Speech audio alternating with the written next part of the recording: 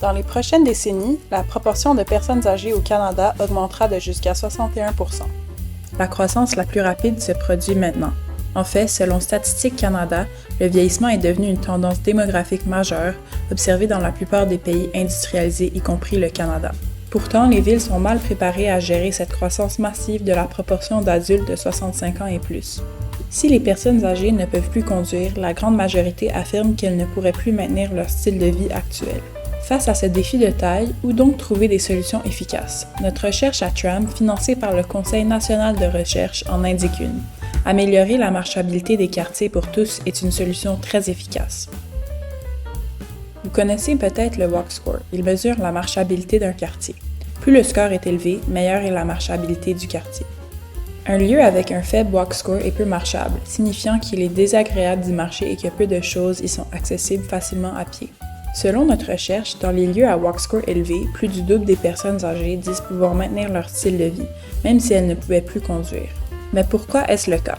Une meilleure marchabilité permet à tous de mieux vivre, y compris les personnes âgées. Les personnes âgées accordent une grande importance à la marchabilité, qui est le deuxième facteur le plus important quand elles choisissent où vivre. Ce désir d'un environnement marchable est fortement lié à leur tranquillité d'esprit quant à l'avenir. Les personnes âgées vivant dans des lieux très marchables se sentent nettement plus en sécurité et confiantes pour maintenir leur style de vie, même si elles venaient à arrêter de conduire un jour. En contraste frappant, les personnes âgées en zone moins marchable vivent souvent une anxiété considérable. Ce n'est pas juste un sentiment vague, c'est ancré dans des réalités quotidiennes comme des trottoirs mal entretenus ou absents, des traversées de rues dangereuses avec trafic rapide ou un éclairage insuffisant qui augmente la peur de tomber.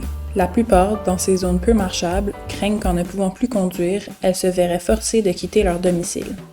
Ces sentiments de confiance dans les zones marchables par opposition à l'anxiété dans les zones moins marchables sont validés par des résultats concrets. Chez les personnes âgées ne conduisant plus, dans des lieux très marchables, environ 70 % maintiennent leur qualité de vie, contre seulement 30 % environ dans les zones axées sur la voiture. Cette différence s'explique car la marchabilité soutient fondamentalement ce que beaucoup de personnes âgées apprécient le plus, leur indépendance au quotidien et leur bien-être général. La recherche démontre que le rôle vital de la marchabilité pour les personnes âgées et les éléments qui créent des quartiers marchables apportent des avantages considérables à tous.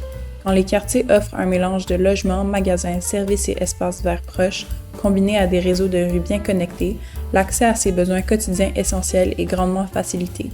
Ainsi, plus de gens de tout âge peuvent facilement accéder à pied au travail, à l'éducation, aux loisirs et à d'autres destinations. Investir dans la marchabilité, donc, ce n'est pas seulement se préparer à une population vieillissante, c'est créer des villes vraiment conçues pour tout le monde. Pour plus d'informations et pour lire le rapport complet, consultez tram.mcgill.ca.